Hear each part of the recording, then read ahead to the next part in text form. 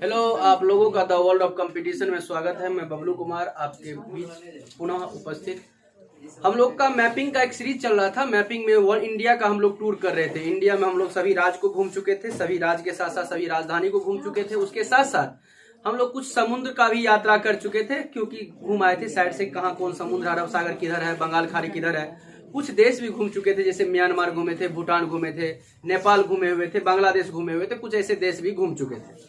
North east भी घुमा के लाए थे आप लोग को क्रमिक। इस तरह से घूमने के बाद हम लोग आशा करते हैं कि जहां जहां घुमाए थे आपको तमाम प्लेस याद हो गया होगा।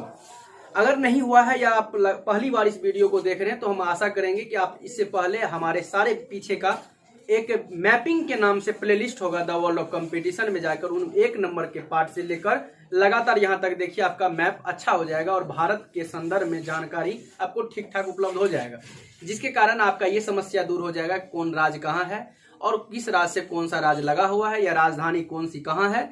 और उसके बाद जो है कर्क रेखा से कौन कौन राज्य गुजर रहा है या कर्क रेखा किस किस राज्यों से कर्क रेखा गुजर रही है, मानक समय कितने राज्यों से गुजर रही है, कौन कौन से राज्यों से गुजर रही है, तो ये तमाम जानकारी आपको उपलब्ध हो जाएगा। नेपाल से कौन कौन लगा हुआ है, तो अरब सागर से कौन है, बंगाल खाड़ी से कौन लगा, इन तमाम तरह का जानकारी आपको उपलब्ध हो जाएगा।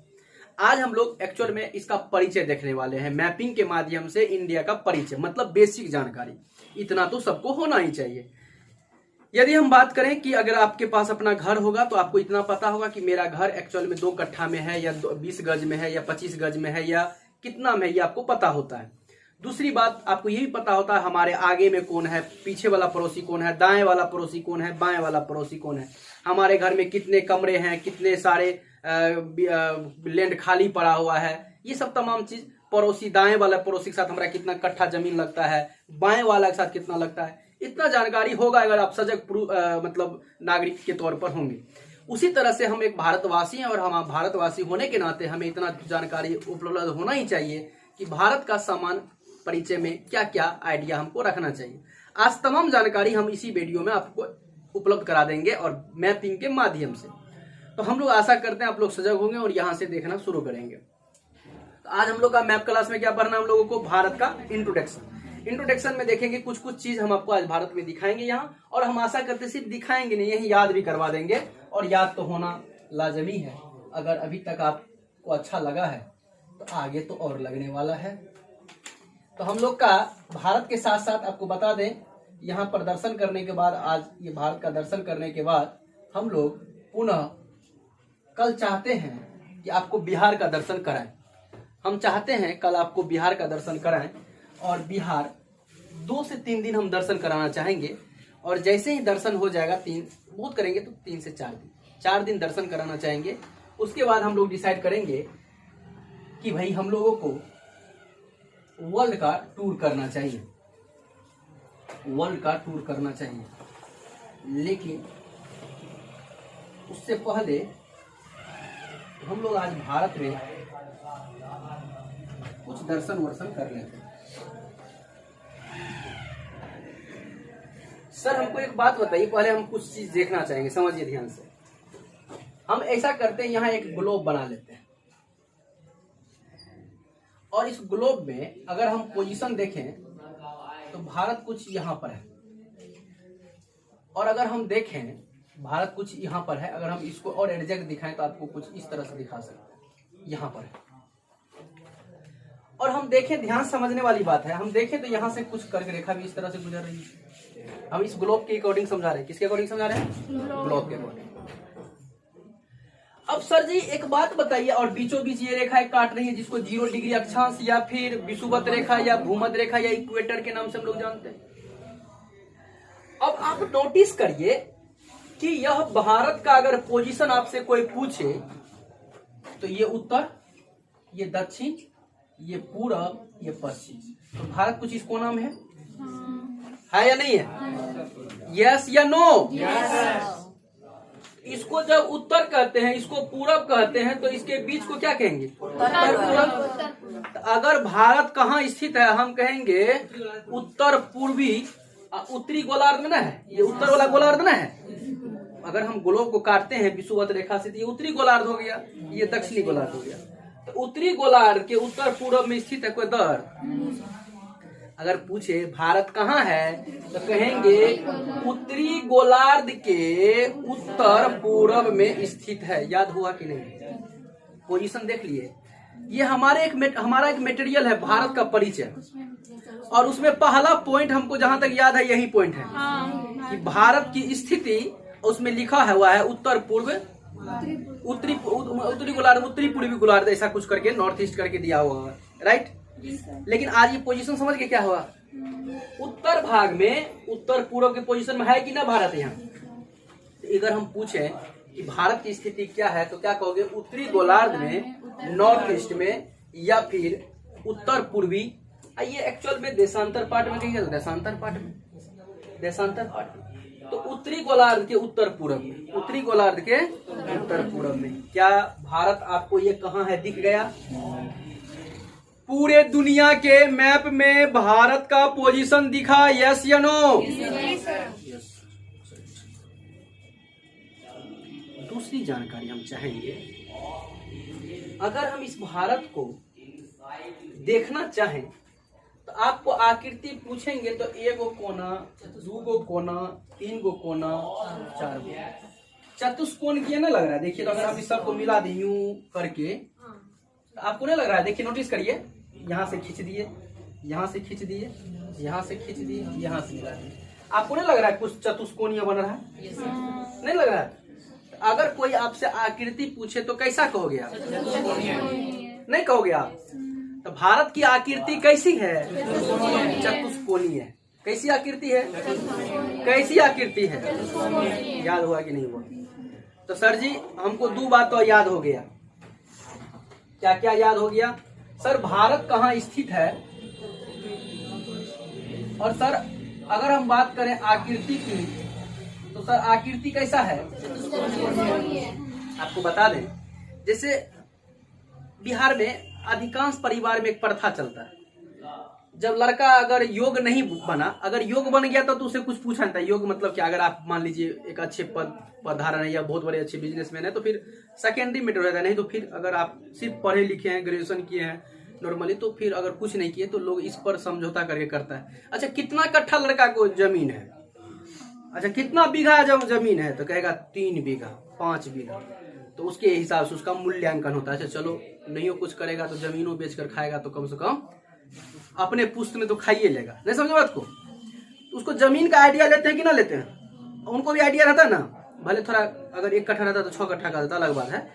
अगर 1 बीघा रहता तो 10 बीघा का देता, नहीं उंगली घूमेगा तो यूं घुमा देता है, भगवान का घर देख लीजिए वहां से मेरा मूर्ता है, वो वृक्ष जो जाता है वहीं पर मेरा खत्म होता है। हाँ तो इस तरह से थोड़ा एक्टिंग सेक्टिंग बढ़िया चल जाता है, नया नया लोग रहता है, तभी दूर तक उसका शायद हमको लगता है राजा वाला महाराजा। हमको लगता है एक होता था पहले समय में अश्वमेघ यज्ञ, नाम सुने इस यज्ञ? क्या होता था इस यज्ञ में?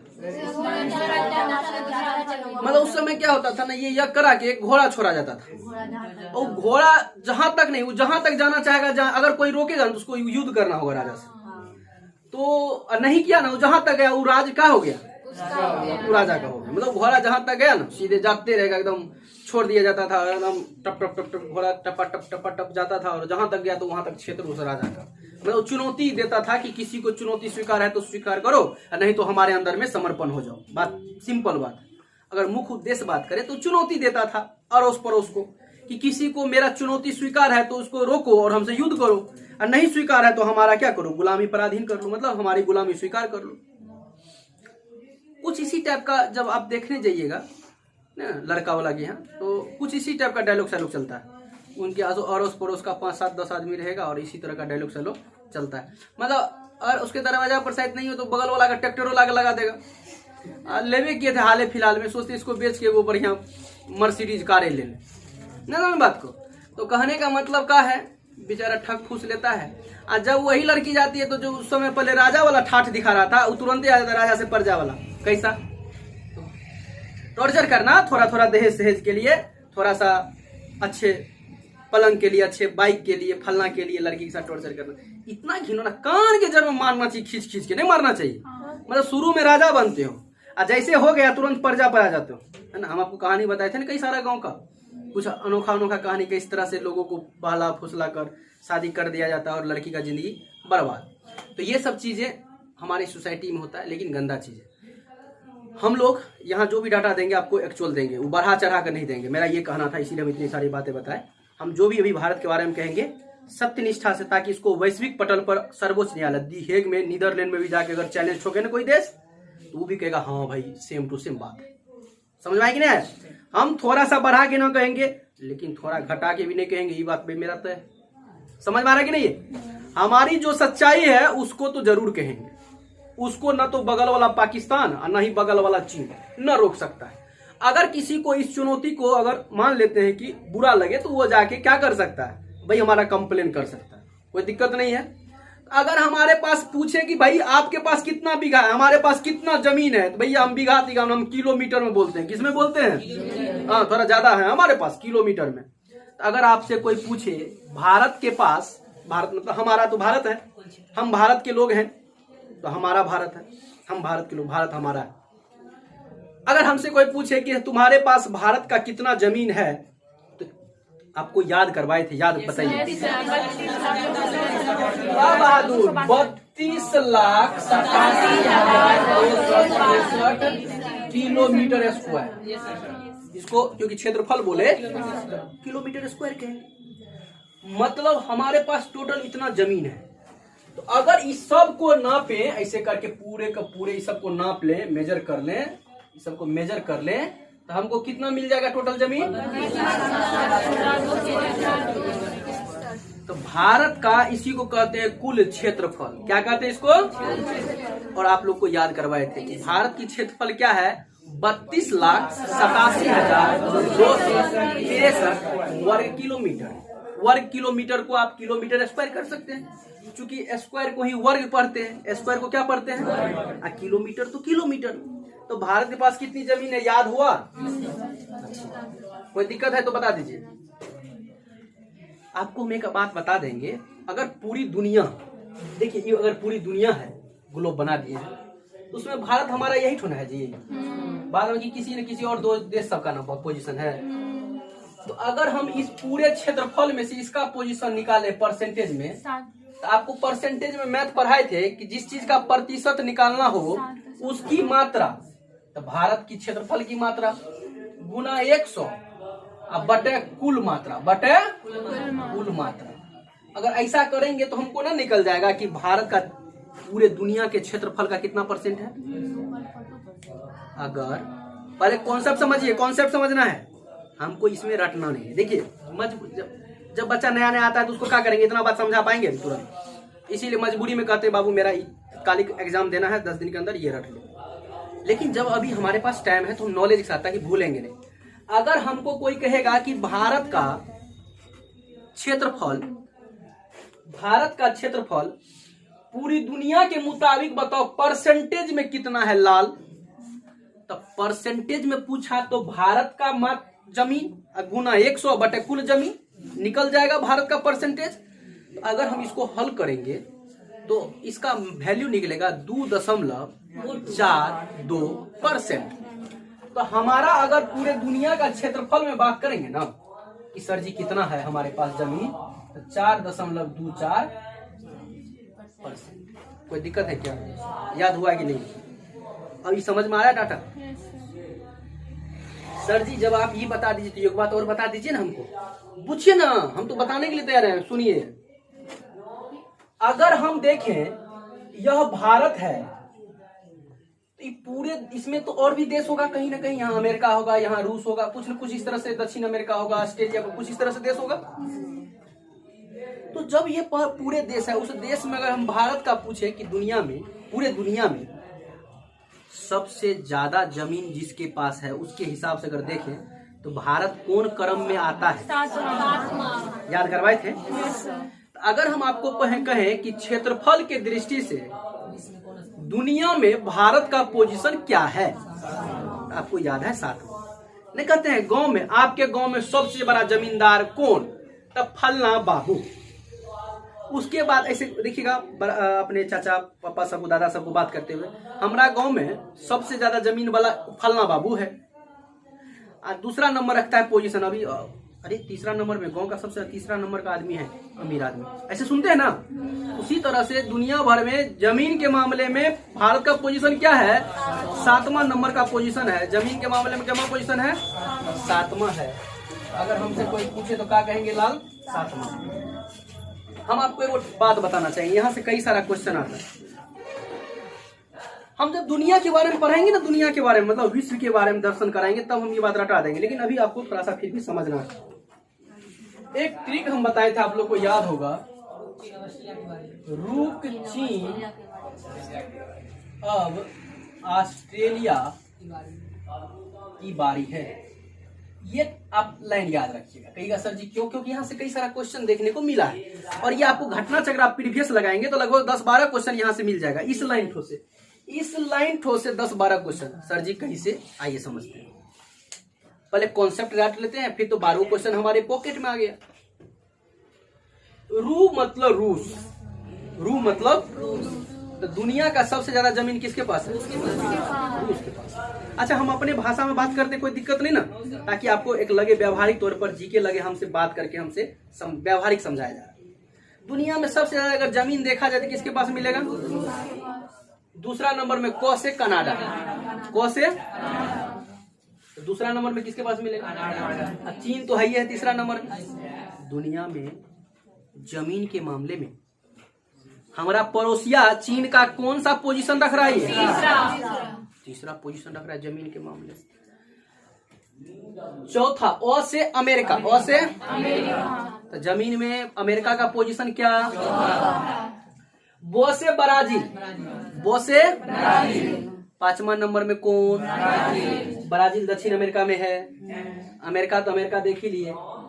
6 नंबर में ऑस्ट्रेलिया जो यहाँ पर है, यहाँ है ऑस्ट्रेलिया। और 7 नंबर में, 7 नंबर में, 7 नंबर में और 8 नंबर में अर्जेंटीना, 8 नंबर में। भारत के बाद क्षेत्रफल में कौन देश स्थान रखता है, क्वेश्चन आ चुका है। 4 देश दे देगा, निम्नलिखित में से किस देश का क्षेत्रफल सबसे ज्यादा है, ऑप्शन दे देगा अमेरिका, ब्राजील, ऑस्ट्रेलिया, चीन। देखिए रखना पड़ा क्या, कोई डाटा क्षेत्रफल सब चाहिए, आराम से याद हो गया ना। ये सब प्रश्न आ चुके हैं।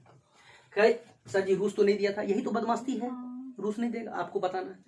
तो रूक चीन अब ऑस्ट्रेलिया की बारी। रूस, कनाडा, चीन, America, Brazil, Australia, Bharat, Argentina. रूक मतलब रूस, तो रूस, कनाडा, अमेरिका, अच्छा, तो रूस, कनाडा, चीन, America, Brazil, Australia, Bharat, Argentina. याद हो गया 8 देश का। तो क्षेत्रफल में तो हो गया याद, 8 देश याद हो गया क्षेत्रफल में, यस या नो। तो किस देश का कौन कौन क्षेत्रफल है याद रहेगा। रुक चीन अब ऑस्ट्रेलिया की बारी है। रुक चीन अब ऑस्ट्रेलिया की बारी का मतलब समझ में आया। अच्छा ये लाइन में ये क्या मतलब है, रुक चीन मतलब नहीं कहते हैं कौन गैलन लेके बढ़ रहा है, गैलन लेके बढ़ रहा है चीन, रुक अब ऑस्ट्रेलिया की बारी आने दो उसको, ऐसा नहीं करते हैं। याद रहेगा, रुक चीन अब तुम रुक जाओ, ऑस्ट्रेलिया की बारी आ जाओ बेटा, ऑस्ट्रेलिया को बुलाएंगे है कि नहीं। तो रुक चीन अब ऑस्ट्रेलिया की बारी है। अच्छा स्लोगन है, याद रहेगा रुक चीन। और इससे कितना 10 क्वेश्चन 12 क्वेश्चन हमारा हल हो गया आराम से, कोई दिक्कत नहीं है। क्या इतना बात याद हुआ, यस करिए या तो नो करिए। तो क्षेत्रफल में भारत का पोजीशन क्या मिलेगा, क्या मिलेगा, कोई दिक्कत है क्या। अब हम आपको अगर पूछे कि बताओ ये जब उत्तर है ये जब दक्षिण है तो यहाँ से, अच्छा जब बिहार पढ़ा रहे थे आपको पढ़ाए थे ना बिहार उत्तर दक्षिण, टेक्निक बताए थे 3 4 5, भूल गए क्या, 3 4 5 बोले थे नहीं, लॉजिक याद रखना, कंफ्यूजन एग्जाम हॉल में नहीं होगा। 3 4 5 मतलब अगर हम इस तरह से बिहार का पोजीशन बना दें, इस तरह से बिहार का, तो इस पोजीशन क्या मिलेगा, ये भी याद होगा तो 483। वेरी जीनियस, वेरी जीनियस, अच्छी बात। उसी तरह से बाबू यहाँ से अगर हम पोजीशन देखें तो यहाँ तक आए, यहाँ तक आए। अगर कोई पूछे कि यहाँ से लेकर वो जो स्टाइल चलता है गाँव में, हे वो जो देख रहे हैं कदम गाछ, वहां पर वहां तक जो है मेरा लगता था हमारे बड़ा भैया जो है, बड़ा भैया वही बेच दिए वहाँ। अब लेकिन ऐसा नहीं कि बहुत ज्यादा बेच दिए, वहां से बस 5 कदम इधर तक, मतलब उतना जमीन काट वहां तक अभी भी फिर भी मेरा है अभी, ठीक है। इधर जो है डुमरेल दिख रहा है, डुमरेल वहां से बस एक खेत छोड़ दीजिए, उसके बाद मेरा ही है, ठीक है ना। बेटा क्या करेगी, तो अकेला है, क्या क्या करेगा, नहीं करेगा। धीरे धीरे सोचते हैं सब जमीन में इसके शहरे में इसको खरीद दे, बढ़िया ठाठ बंगला बना के बिजनेस बढ़िया खोल दे। ये नहीं करेगा, पढ़ लिख लिया है ना, खेती बाड़ी नहीं करेगा। आने वाले वक्त में जैसे पढ़ लिख कर IAS बनने के लिए पढ़ लिख कर बढ़िया प्रोफेशन में आते, याद रखिएगा आने वाले वक्त में लोग पढ़ लिख कर कृषि एग्रीकल्चर को चुनेगा। जो भविष्य देख रहे हैं हम वो बता रहे हैं, ठीक है ना। क्योंकि जिस तरह से सभी आदमी एग्रीकल्चर की ओर से हाथ मोड़ते जा रहा है, जिस तरह से एग्रीकल्चर को तुच्छ सा चीज समझने लगा है, वही एक वक्त आएगा आने वाले कुछ वक्त में वही एग्रीकल्चर का शरण सबको लेना पड़ेगा, ठीक है ना। सब ही कंप्यूटर सब हवा का झोंका हो जाएगा, ठीक है ना। कितना भी लोग कुछ कर ले, खाएगा मशीन तो नहीं ना जी, खाएगा तो अनाजे ना। और जब अनाजे के तरफ से सब भाग रहा है, जो उचित किसान था वो भी आज छोड़ रहा है। वो भी अपने बेटे को पढ़ाता है कि बेटा पढ़ लिख लो, नहीं तो हमरे जैसे तुमको खेतबाड़ी करना पड़ेगा। क्योंकि उसको पता है कि घटिया काम है, इसीलिए वो भी अपने बेटा को बनाना नहीं चाहता, क्योंकि उसको मालूम है। और उसके लिए जिम्मेदार हम हैं, हमारे जैसे कुछ तुच्छ सा व्यक्ति है जो किसान को एक घटिया समझते हैं। सिर्फ स्लोगन के तौर पर कहते हैं हमारा देश किसानों का देश है, वीरों का देश है। चाहे वो कुछ नेता हो चंद, या कुछ व्यक्ति पढ़ा लिखा भी क्यों ना हो, वो भी सिर्फ दिखावा उसका सम्मान करता है, जबकि उसे घिन करता है अंदर से। ये और सिर्फ जब तक ये व्यवहार बदलेगा नहीं, आने वाला वक्त में किसान के अंदर से वो जमीन, जैसे सेना के लिए आप कहते हैं जब देखें तो उसको सैल्यूट मारे, ऐसे ही हम, मेरा मानना है आप किसान को देखें तो उसको इतना सम्मान दीजिए कि सब आदमी सोचे हम किसान बनने। ऐसा एक बार स्लोगन चलाना पड़ेगा। ये अपनी मेरा विचारधारा है, मूल विचारधारा, कि किसान को जब मालूम होगी ये किसान है, गरीब है, मजदूर है, तो उनको इतना सम्मान उतना प्यार देना चाहिए ताकि वो इंसान अपने पैशन को, अपने प्रोफेशन को सच में समझे। दिस इज वेरी, मतलब ऐसा उसको लगे this profession is really really very very best. मतलब एक तो बेस्ट ऑलरेडी है, हमने जान के वेरी लगा दिया, ग्रामेटिकल एरर लगाया, लेकिन हमारा भावना समझ लीजिए हम क्या करना चाहते हैं। दुनिया का सबसे सुंदर उसको लगे कि मेरा प्रोफेशन, इतना प्यार मिलता है हमको। लेकिन वो यहां से निकलना चाहिए, उस किसान के लिए यहां से निकलना चाहिए। और नहीं तो फिर एक वक्त आएगा, क्योंकि हर आज हम किसान से सुनते हैं सर हम तो किसान है, लेकिन हम चाहते नहीं है कि हमारा बेटा किसान बने। हम चाहते हैं कि सर वो पढ़ लिख कर कुछ सरकारी नौकरी कर ले, हम चाहते हैं पढ़ लिख कर एक अच्छा मनुष्य बन जाए, कहीं सर कुछ दुकान कर ले, कुछ कहीं काम कर ले, लेकिन सर खेती बाड़ी नहीं करे। सर पूरे साल जान लगाते हैं, सर सिर्फ पेट भर के अनाज आता है, बस इसके अलावा कुछ नहीं आता। क्योंकि आज उसको लगा, और दूसरी बात उसको रिस्पेक्ट नहीं मिलता है। क्या है, किसान है, अच्छा। हमारे यहाँ जितने भी बच्चे आते हैं, अगर कहता है ना पिताजी किसान है, तो उसको हम एक अलग नजरिए से देखते हैं। अच्छा किसान है, क्या बात है, बहुत अच्छी बात, ठीक ना। उनको हम एक अलग नजरिए से देखते हैं। हमारा देखने का भी नजरिया अलग हो जाता है और उनको सम्मान देने का भी नजरिया अलग हो जाता है। इसमें अगर याद होगा, जिनके पिताजी से हम मिले होंगे, जो लाए होंगे अपने पिताजी को, तो उनको याद होगा, अगर वो कहे होंगे किसान है, तो आप देखे होंगे उनके प्रति मेरी भावना और उनके प्रति मेरा सम्मान, कितना उनको हम सम्मान दे रहे होंगे। एक्चुअल में ये सोच बदलना पड़ेगा, नहीं तो आने वाले वक्त में यकीन मानिए, सच बता रहे हैं, जैसा सिचुएशन चलते जा रहा है ना, कि आने वाले वक्त में खेती करने के लिए कोई नहीं बचेगा। और जब नहीं बचेगा ना, तो क्या मशीन खाएंगे, बोर्ड खाइएगा, क्या खाइएगा। दुनिया में पारिस्थितिकी तंत्र जब पढ़ा रहे थे हम, आपको याद करिए, दुनिया में हर चीज जरूरी है। जितना आपका जरूरी है उतना ही सांप का भी इस धरती पर रहना जरूरी है। जितना सांप का जरूरी उतना ही मेढक का जरूरी है, जितना मेढक का जरूरी उतना ही टिड्डा का, जितना टिड्डा का उतना ही घास का।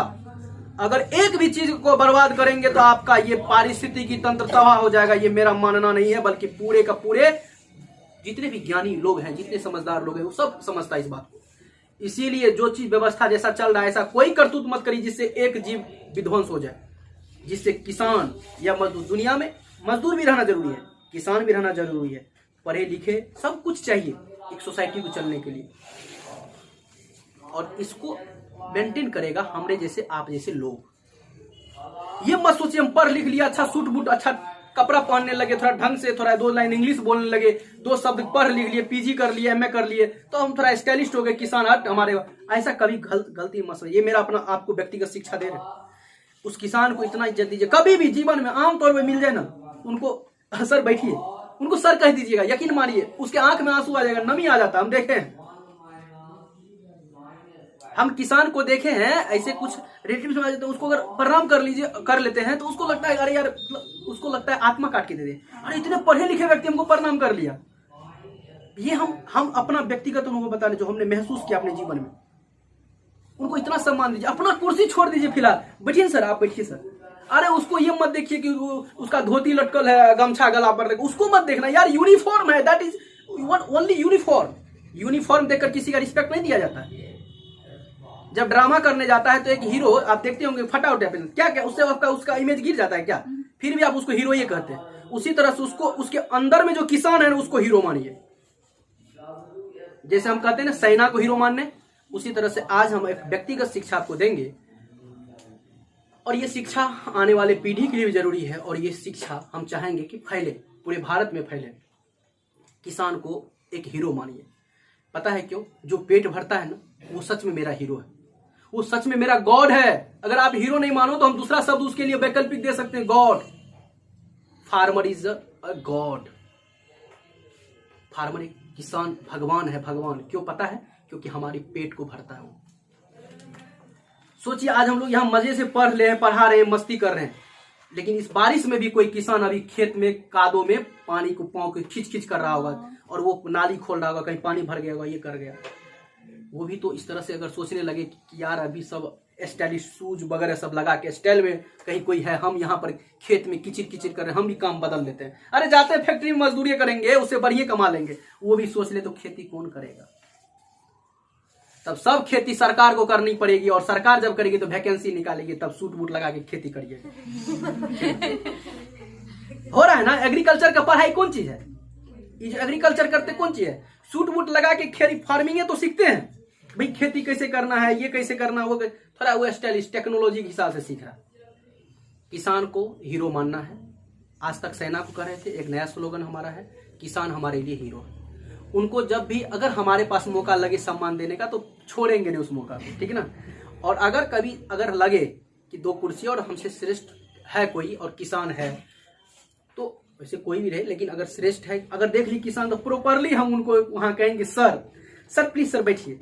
हो सकता है उसको थोड़ा देर के लिए लगे मेरा उपहास उड़ा रहा है, थोड़ा देर के लिए एहसास होगा, लेकिन जब आपको सच्चाई वो प्रस्तुत होते रहेगा तब उनको लगेगा नहीं ये तो रियलिटी पेश कर रहा है। क्योंकि कुछ पल उसको लगता है मेरा मजाक उड़ा रहा है, किसान है ना इसीलिए हमको सर कह मजाक उड़ा रहा है, लेकिन जब आपका व्यवहार उस तरह से प्रस्तुत होने लगेगा लगातार, तो समझ आए नहीं मेरा ये तो रिस्पेक्ट कर रहा था। क्यों? क्योंकि जिस इंसान को कभी अच्छा से सम्मान नहीं मिला, उसको अचानक मिलता है, उसको लगता है मेरा मजाक उड़ रहा है। समझ में आ रहा है हम क्या बोल रहे हैं? इसीलिए उसको आदत देना है।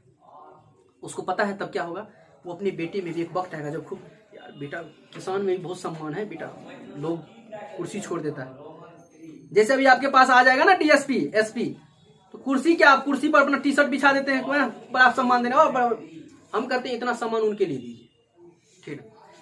हम जानते हैं किसान हमारे दादाजी सब वगैरह रहे होंगे, लेकिन हम आज परिवार में नहीं है, लेकिन हम फिर भी एक किसान की अहमियत हम इसलिए समझ रहे हैं क्योंकि हम जानते हैं आज भारत कृषि प्रधान देश है।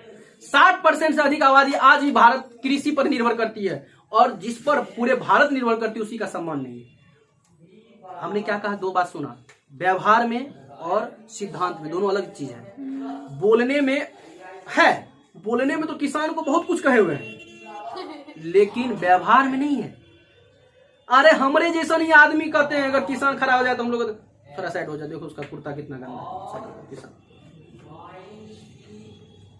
सिर्फ यूनिफॉर्म के आधार पर किसी किसान से आप इस तरह से व्यवहार नहीं कर सकते। हम ये चीज माने कि नजरिया आप लोग का किसान के प्रति जैसे सेना के प्रति बदलवा है, ऐसे किसान के प्रति बदल गया, सम्मान मिलेगा उसको, गारंटी, वेरी गुड। इसके आधार पर अरे उसका वक्त चला गया, नहीं पढ़ पाए या पढ़ पाए वो अलग बात, ठीक ना, लेकिन फिर भी अन्नदाता तो हमारा है वो। अरे आप लोभे के हिसाब से करिए तो पर भी तो वो हमारा अन्नदाता है। ठीक है सर पैसा देके खरीदते, अरे फिर हम बताएं ना पैसा देके, अभी सबको 1 लाख रुपया दे देंगे, इकोनॉमिक्स पढ़ा रहे थे, याद है ना? हाँ। क्या करोगे? 1 केजी हम मीठो चावल बेचेंगे, क्या करोगे? सब पैसा तुम्हारा चल जाएगा हवा के झोंके में। तुम्हारा पैसा बड़ा या वस्तु बड़ा? वस्तु बड़ा। पैसा से, अरे आपको पैसा है, हमारे पास मात्र वस्तु है, हम जी लेंगे लेकिन आप नहीं जी पाएंगे, ठीक है। तो वस्तु बड़ा होता है पैसे से। हम लोग जैसा परिस्थिति है पैसे को बड़ा करते जा रहे हैं, लेकिन हम आपको याद करिए इतिहास का एक कहानी सिद्धांत होता है, कोई भी चीज एक अंतिम अवस्था तक जाने बाद फिर क्या होता है वो पता है कि नहीं ये बात? अगर हमसे इतिहास कुछ बच्चा लगातार पढ़ रहे होंगे तो आपको नोटिस कराए होंगे, प्राचीन काल से अगर कोई चीज बढ़ा तो एक वक्त आने के बाद फिर गिरा, फिर बढ़ा तो फिर एक वक्त आने के बाद नीचे गिरा, और इस तरह से पूरे आधुनिक तक हम पूरे कहानी बताए होंगे। जो आज से 6 महीना साल भर पहले इतिहास का क्लास कोई बच्चा किया होगा तो उनको पता होगा। तो ये सीरीज चलता है बाबू, ये सीरीज चलता है। अगर आज पैसे की मांग बहुत बढ़ गया सोसाइटी में तो आने वाले वक्त में देख लेना है ये फिर ग्राफ गिर जाएगा, वस्तु की वैल्यू आएगी। और आज भी तो वस्तु की वैल्यू है, पैसा का मूल्य देखिए ना, 100 रुपया में, 150 रुपया में, 200 रुपया में। पहले हमारे दादाजी लोग सब, दादाजी के पिताजी सब लोग 1 रुपया में कुछ कर लेते थे, 50 पैसा में, 25 पैसा हमारे अन्ना में कर लेते थे काम। उनके पास 100 रुपया होता था तो वो लोग पूछता था कि बा यार हम कितना बड़ा रिचेस्ट पर्सन हो गया। आज आपके पास 100 रुपया देते ना तो मन 100 टका दिल के पॉकेट में मन कितना गिर जाता, छोटा सा हो जाता, क्योंकि 100 रुपया आपकी नजर में कोई वैल्यू ही नहीं, क्योंकि उससे कुछ नहीं होने वाला है। अरे एगो टॉफी खाइएगा ना, वो कौन सा ये 100 रुपीज का एक टॉफी आता है ना, डेयरी मिल्क भी 100 रुपया वाला बड़ा वाला, एक तो टॉफी नहीं होता 100 रुपया। मतलब सिचुएशन ऐसा खराब हो गया। चलो पहले 100 रुपया हम दुकानदार खरीद लेते थे, नहीं सच्ची हंसने के लिए नहीं, आप पूछिएगा अपने दादाजी के जो बहुत जिनके दादाजी अभी भी होंगे 80, उनसे पूछिएगा, 100 रुपया उनको दुकान खरीद लेता, दुकान वाला खरीद लेता था, ठीक ना, कहता था पूरे सामान जोड़ जाड़ के होता था उसका 62 रुपया दुकान का मोरे माल बचे गया, वो आपसे कुछ कर देता। तो कहने का सेंस 2 चीज हम सीखे सर जी। अगर उत्तर से दक्षिण कोई हमसे पूछेगा ना, हमको पता है बिहार में 3, 4, 5 और भारत में 3214, बिहार में 3, 4, 5 भारत का 3214। ओहो, हमारे पास टोटल उत्तर से दक्षिण की लंबाई में कितना है 3214। चूंकि हम बोले थे कि इसको किलोमीटर में माप रहे हैं, किसमें माप रहे हैं? अच्छा, उसी तरह से बाबू ई कोना से अगर हम चले, ई कोना पर आए तो यहां से यहां तक देखें तो क्या मिलेगा? क्या मिलेगा? 2900। इसको कहेंगे अगर तो पूरब से पश्चिम या पश्चिम से, तो पूरब से पश्चिम भारत की लंबाई कितनी है? हम हमेशा बोली कौन चीज में माप रहे हैं? किलोमीटर। क्लियर हो गया? इधर का निकल गया, इधर का निकल गया। यस करिए या तो नो करिए। Yes sir. उत्तर दक्षिण दिख गया, पूरब पश्चिम दिख गया, अच्छी बात है। अच्छा, इसी तरह से बिहार का पूरब पश्चिम पर है तो बताइए तो कोई 413। कोई दिक्कत यहाँ पर नहीं।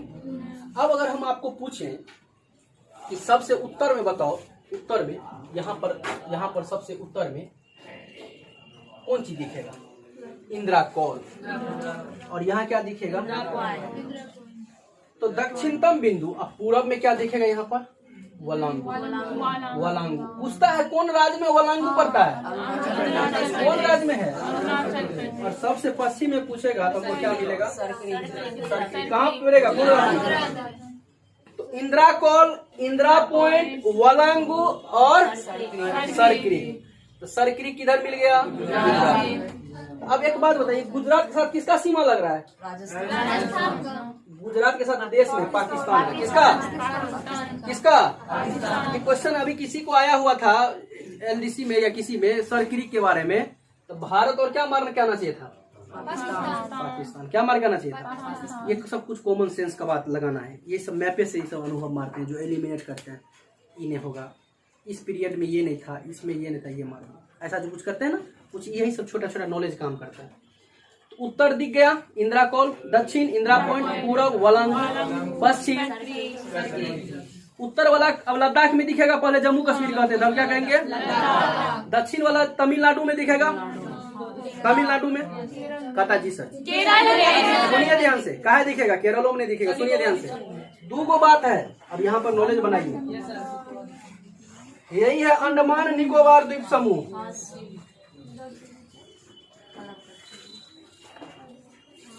यहाँ है अंडमान निकोबार द्वीप समूह। एक तो यहाँ पर बिंदु है, तो देखिए ये नीचे है, इससे भी नीचे होगा। देखिए दिख गया क्या? तो वीडियो में नहीं दिख रहा होगा, अच्छा कोई बात नहीं, आप लोग को मैच कर लीजिए, जल्दी डिजिटल बोर्ड होगा तो आप लोग को भी दिखेगा। तो यहाँ से यहाँ तक अगर हम देख रहे हैं ना, ये पोजीशन आप देखिए, इससे ज्यादा नहीं है, देखिए तो नीचे तक। दक्षिणतम भी ये भी हो सकता है कि नहीं हो सकता है। और यही है इंदिरा पॉइंट। देखिए इंदिरा पॉइंट यहाँ है, बहुत सारा लाल बुझता है यहाँ। इंदिरा पॉइंट यहाँ भाई, यहाँ ये देखिए अंडमान निकोबार द्वीप समूह के सबसे नीचा में आएंगे तो दिखेगा इंदिरा पॉइंट। देखिए ये रहा इंदिरा पॉइंट, ठीक है। आप कभी इंदिरा पॉइंट कहेगा तो झूठे डायलॉग मत मारिएगा, भारत के नीचा में ना, गलत बात। तो कान में हिलाएंगे, झूठे से डायलॉग नहीं, ठीक है ना। कई सारा हम देखते हैं कुछ। इंदिरा पॉइंट किधर है? अंडमान निकोबार द्वीप समूह। दक्षिणतम बिंदु इंदिरा पॉइंट दिख गया किधर है? अच्छा इससे पहले रटते थे लेकिन आइडिया था कहाँ था? नहीं। अब तो आंख में दर्शन बैठ गया, अब भूलने का गुंजाइश है क्या? इंदिरा कॉल लद्दाख, इंदिरा पॉइंट हाँ, पूर्वी वलांगो अरुणाचल प्रदेश, पश्चिमी सर्किल गुजरात। अच्छी बात। उत्तर का, दक्षिण का, पूरब का, पश्चिम का तमाम याद हो गया, क्षेत्र याद हो गया। अच्छी बात है। तो हम लोग क्या 10 कंटेंट से ज्यादा याद कर लिए ना? और एक दिन में ज्यादा, इससे ज्यादा नहीं पढ़ना चाहिए। मैं इतना बात जो पढ़े आपको याद हो गया दर्शन के साथ इस पर। अच्छी बात। सुनिए ध्यान से, हम एक बात बताना चाहेंगे। अगर इंदिरा पॉइंट, इंदिरा कौन सा बूझने लगे तो अच्छी बात है। भारत में कितना राज्य है टोटल? कितना? 28। कितना है? 28। केंद्र शासित प्रदेश 8। कर्क रेखा से कितना राज्य गुजर रहे हैं? नाम बताइए।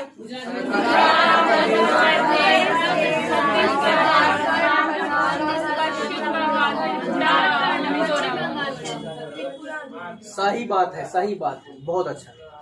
तो आपको इतना बात याद हो गया। अगर पूछेंगे सबसे ज्यादा क्षेत्रफल किस राज्य का है? राजस्थान। तो सबसे बड़ा क्षेत्रफल देखिए इसका। सबसे बड़ा जमीन किसके पास? भारत में। तो सबसे कम वाला तो कोई होगा? सबसे कम। तो सब सर्वाधिक क्षेत्रफल वाला राज्य बहुत अच्छा। सबसे कम क्षेत्रफल वाला राज्य बहुत अच्छा, कोई दिक्कत नहीं। अच्छा जनसंख्या तो अभी नहीं हमको, लेकिन भारत का परिचय देख लीजिए। देखिए यूपी आपको दिख रहा है क्या? दिख रहा है यूपी, यहाँ पर सबसे ज्यादा आबादी रह रही है। तो सर्वाधिक जनसंख्या वाला राज्य उत्तर प्रदेश। सबसे कम वाला तो कोई होगा? आपको दिख रहा होगा सिक्किम, अब तो तुरंत यहाँ जाएगा सिक्किम। सबसे कम आबादी वाला राज्य सबसे कम, सबसे ज्यादा उत्तर प्रदेश, सबसे कम, सबसे ज्यादा क्षेत्रफल में राजस्थान, सबसे कम गोवा। अच्छी बात है। सबसे ज्यादा वर्षा पूछे तो आपको याद होगा मासी, लेकिन अब मेघालय दिमाग में जब आएगा, मासी नाम कहाँ पड़ता है? तो मेघालय जैसे आएगा तो आपके दिमाग में तुरंत आ जाएगा कि सर जी हमको अब समझ में आ गया कि वर्षा यहीं कहीं होता है। समझ आया कि नहीं? आपको पोजीशन दिख जाएगा। तो भारत में सबसे ज्यादा वर्षा किधर होता है? मासी में। इधर से भी, उधर से। तो इसीलिए सबसे ज्यादा वर्षा देखा जाए 250 सेंटीमीटर से ऊपर वर्षा देखने को मिल जाता है, ठीक ना। तो सबसे ज्यादा वर्षा, जैसे कल यहाँ बारिश हो रही थी ना, ऐसा बारिश अगर सोचिए झमाझम होते रहे, ठीक ना, हमेशा हो, तो कितना खुश नसीब लाएगा बिहार के लिए, है ना। बाढ़ तुरंत आ जाएगा। क्या? आपदा। क्या सा? बाढ़। अगर ये बारिश होपे नहीं करे तो कौन सी बिहार में आ जाएगा? सूखा। मतलब समझ रहे ना बात को? हाँ। तो इस तरह से हम लोगों को, हमको याद है कि आप लोग, अच्छी बात है, सबसे ज्यादा वर्षा मासी नाम में देख लीजिए। अच्छी बात। एक बात बताइए, अगर हम आपसे पूछे सबसे ज्यादा नगरीकृत राज्य कौन सा, मतलब सबसे ऐसा कौन सा राज्य है जहाँ पर सबसे ज्यादा, जो सबसे ज्यादा लगता है कि एकदम नगर, हर क्षेत्र गांव तक नगर में बदलाव हुआ? गोवा। छोटगर ना है, इसलिए जल्दी काम हो सकता है। जैसे अगर किसी के पास 50 रूम है और किसी के पास एक रूम है, तो एक रूम में देखिए इतना चिकन चुनमुन में भर दिन पोछा नहीं लगल है, तो ये दिन में जुबार ऐसे से वह पर मर गया। नहीं बात को, समझ बात को। तो चूंकि एक ही रूम है, अरे नहीं मन हुआ तो जो पहना हुआ है अपना लोअर, उससे भी पोछ पाछ के हटा देगा तुरंत, कहेगा अभी नहाने जा रहे थे एक बार कर देते, फिर एक बार बस। चूंकि एक ही रूम है, जिसके पास 50 रूम है, क्या ऐसा सफाई रख सकता है क्या? Not possible. और रखना पड़ेगा तो उसके लिए फिर जैसे बड़े बड़े क्या रखते हैं, उस सब के लिए, रूम के लिए, सब के लिए सब सफाई में रखते हैं। सफाई भाई तुम्हारा काम है, अपार्टमेंट को साफ हमेशा रखना, चिकन चुन। कोई आया फिर एक बार मार दो, फिर कोई आया फिर मार दो, ताकि उस पर एकदम दिखे अपना फेस। एक उनका डिपार्टमेंट बना के रखिएगा तभी संभव है। लेकिन अगर एक रूम है तो हमेशा एक वस्तु इधर से खिसक गया, तो 1-2 रूम है तो आप सजा के रख सकते हैं। अच्छा, किसी का रूम सजा हुआ दिखना मतलब दो बात का प्रतीक होता है, उसको और कोई काम नहीं है। और दूसरा बात, दूसरा मेरे पास रहने दीजिए। अरे देखिए, कोई सी मजाक की है ना। अच्छा, कभी कभी हंसने वाली बात है। देखिए ऐसा हो, किसी का अपना प्रोफेशन हो सकता है सेटिंग, लेकिन एक्चुअल में सही बात है, कोई सेटिंग कब करेगा, जब फुर्सत में रहेगा तभी करेगा। बिजी आप रहेगा तो फुर्सत कर लीजिएगा सेटिंग। अरे 3 दिन के बाद कोई कहता है कि, या माई कहती कि तुमको कपड़ों चेंज करना है, याद है कि नहीं तुमको? अरे हाँ हमको याद है, कपड़ा 3 दिन से पहन रहे हैं, लो हटो दूसरा लो। क्योंकि आप बिजी रहेगा तो आपको सच में याद नहीं रहता है कि हम क्या कर रहे हैं, क्या पहने। लेकिन अगर जैसे हमारे यहाँ अगर कुछ बच्चा का हम इतना टाइट शेड्यूल कर देते, इतना टाइट, उसको यूँ नहीं पता है हम सांस कब लिए थे, है ना। मतलब चैन वाला, सुकून वाला। जैसे अभी 5-7 दिन बहुत राहत मिला होगा सबको, कुछ को। अभी से क्या करेंगे, पूरे एकदम नोट बोट लगाएंगे तो, है ना। तो फिर आपको लगेगा कि भाई हमको अच्छा से, है ना, कब सुकून मिला ये भी पता नहीं रहेगा, है कि नहीं। तो हम लोग ऐसा करते हैं कि कल हम लोग बिहार का दर्शन करेंगे। किसका दर्शन करेंगे? और बिहार में सबसे पहले क्या करने वाले? जिला घूमने वाले हैं। क्या घूमने वाले हैं? जिला। तो बिहार में कल घूमेंगे जिला। और जिला बिहार में टोटल कितना है? तो हम चाहेंगे इसको 10 चौके 40। हम चाहेंगे कल इसको 10 जिला घूमे। तो 10 गुना 4 कितना जिला हो जाएगा? है तो 38 जिला। तो उसके बाद जो थोड़ा टाइमिंग बचेगा तो उत्तर में नेपाल घुमा देंगे, दक्षिण में झारखंड घुमा देंगे। सही बोल रहे हैं क्या? आप पूरब में ये बंगाल घुमा देंगे, आप पश्चिम उत्तर प्रदेश घुमा देंगे। सही बोल रहे हैं क्या? नहीं बोल रहे हैं। बंगाल में हम कौन सी बोल दिए? अच्छा, तो इसका मतलब यहाँ तक क्लियर है। हम लोग मिलते हैं अगले क्लास में। बहुत सारी शुभकामनाएं, बहुत बहुत धन्यवाद, बेस्ट ऑफ लक। अच्छा हाँ, आप लोग को भी बोलते हैं, थोड़ा सा देखते हैं। अच्छी बात है, सीखना भी है और कॉपी भी रखिए। जहाँ दिक्कत हो मैप भी घर में रखिए, कम से कम बिहार, भारत। अच्छा, जो बिहार का तैयारी कर रहे हैं उनको तो जरूर बिहार रखना चाहिए। बिहार, भारत और विश्व, छोटा वाला ही ले आइए। लेकिन एक बात याद रहे, लाइक कीजिए या ना कीजिए कोई फर्क नहीं पड़ता है, लेकिन सब्सक्राइब जरूर कीजिए और शेयर भी जरूर कीजिए। इतना तो कर ही सकते हैं। बहुत बहुत धन्यवाद। ईश्वर करे आप जल्द सफल हो।